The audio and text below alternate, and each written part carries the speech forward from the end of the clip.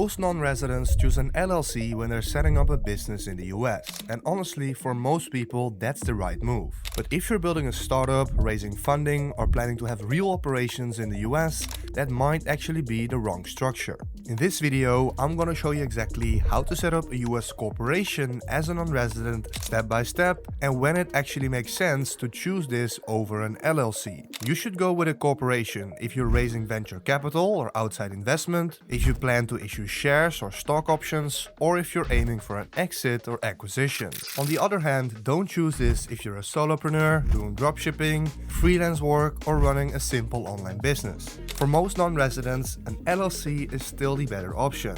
So I'll walk you through how to choose the right state for your corporation as a non-resident, how to pick a reliable registered agent, how to get your EIN, and what tax requirements you actually need to know about. I'll also be completely transparent about the cost, the timeline, and exactly what you're going to need to get this set up. And a corporation, a C-Corp or Inc. is a separate legal entity with shareholders, and it's managed by a board of directors and officers. It's more formal than an LLC, and that's exactly why investors prefer it. Venture capitalists will not invest in LLCs. So if your goal is to raise money from Silicon Valley or New York, an LLC quickly becomes a dead end. You need a Delaware C-Corp. Another advantage is that corporations act as a tax blocker. The company pays its own taxes, and you usually only deal with US taxes if you receive dividends or a salary, often with benefits from tax treaties. But there are definitely downsides. You're dealing with double taxation, more compliance like annual meetings and a board structure, less flexibility than an LLC, and overall more maintenance. This structure comes with complexity, but that's exactly why it works at scale. Now, the first decision you need to make is in which state to form the corporation in. And Delaware is the default choice. It's the VC standard with a strong legal system, predictable corporate law, and investors prefer it. Also, Delaware charges no stating on tax. Wyoming and Nevada are alternatives with more privacy and lower fees, but are not investor friendly and not the standard for startups. You can consider these if you're planning to operate locally in the US with your corporation and you're not looking to raise investment. So for this tutorial, we're going with Wyoming because it's the simplest option for non-residents who are looking for a corporate structure. Then we come to the next step, and that is using a registered agent. A registered agent is basically your official representative in the state where your company is formed. They receive all legal and government mail for your corporation, and this is required as every US company has to list the physical address in the state. And as a non-US resident, this part is completely mandatory because you obviously do not have a physical presence or address in the US yourself. Now, there are quite a few registered agent services out there. You're completely free to choose any one you like, and it doesn't have the same one that I use. But that said, I personally went with Northwest Registered Agent, and honestly, they have been really good. They've handled everything professionally, plus their pricing is very reasonable, especially for non-residents. So if you want to follow along with me, I've left the link down in the description, or you can go to buyhassle.com/Northwest. Once you're there, you're gonna see a $39 business formation service. So here we click Let's Get You Started. And then the first thing we need to do is select the entity type, which of course is going to be a corporation. And for the jurisdiction, you're gonna select the state. So select whichever state you're gonna select. I'm gonna do Wyoming, but this could be Delaware for you as well. Then we're gonna see the fee, $104 for the processing fee in Wyoming and $39 for the basic package fee of Northwest. Then we click continue. Then we need to fill in information about our company. So what is going to be the name of the company? What I'm gonna do is Studio Heston, but what we need to do is also add a suffix. And when we open the tab right here, we can see for a corporation, we can do corporation, corp, incorporated, or inc, which is what I'm gonna choose. That's quite standard. So I'll add Inc. just like that. Then for the business purpose, we can simply leave this on use generic business purpose. And for the second question, send a copy of any legal notices to your attorney. I'm simply going to leave this on no. And then for the address for the state records, I'm simply going to leave them on our registered agent address of Northwest. You can also change this to your own address, your mailing address, if you want that. But I recommend this one. Then we continue, and this is the company management. So as you can see, we have a president, a secretary, and a treasurer. The president is responsible for the day-to-day operations, and for most of you, this will just be yourself. Also here, I'll keep this on our registered agent address. Then the secretary handles the corporate records, important documents, meeting notes. And in small companies, again, this is most likely going to be you. And the treasurer handles finances and money flow. And again, in the beginning, this is typically you as well. Then all of them have been filled in, and the address to record with the state is the registered agent address of Northwest. And now it gets a little more complicated with the shares.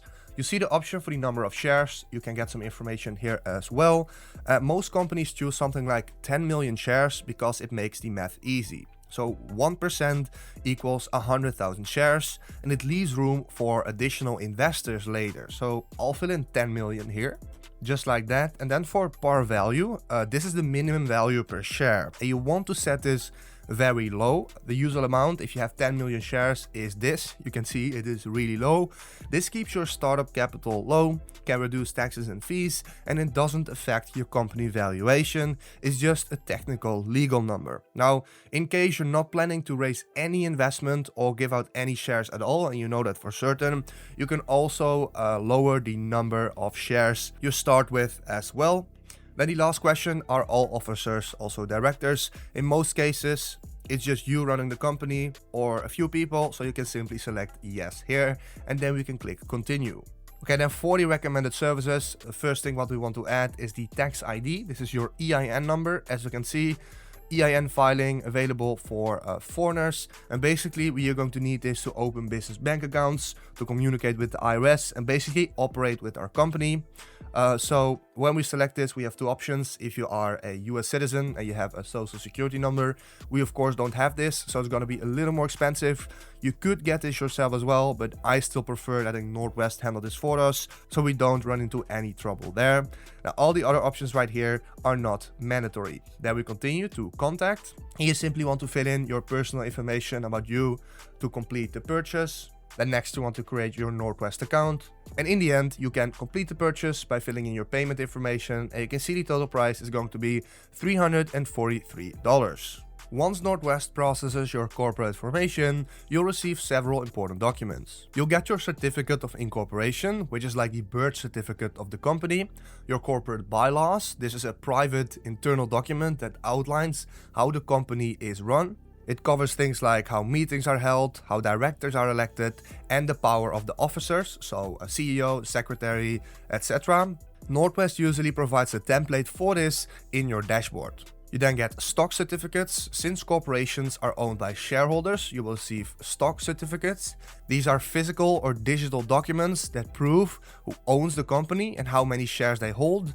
And even if you are a 100% solo owner, you still issue these yourself to maintain corporate formalities. Then your registered agent address. This is your official address in Wyoming from Northwest. And lastly, the EIN number. This is your business tax ID used for all your operations. Make sure to save all these documents because you need them for banking and everything else. The timeline is usually 1 to 5 days for the actual formation, and the EIN can take anywhere from a few days to a few weeks, depending on the IRS processing time.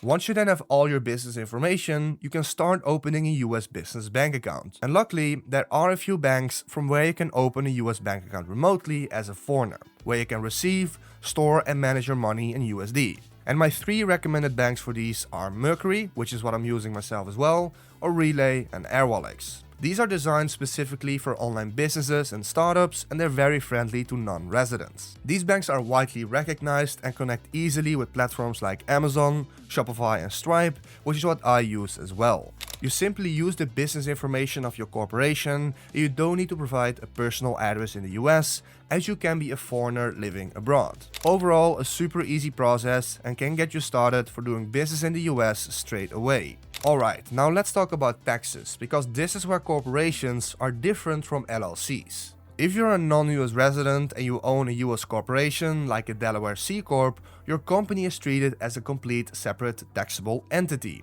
This means the corporation itself does pay tax in the United States. At the federal level, corporations pay a flat 21% corporate income tax on their profits. So unlike an LLC, this is not a pass-through structure.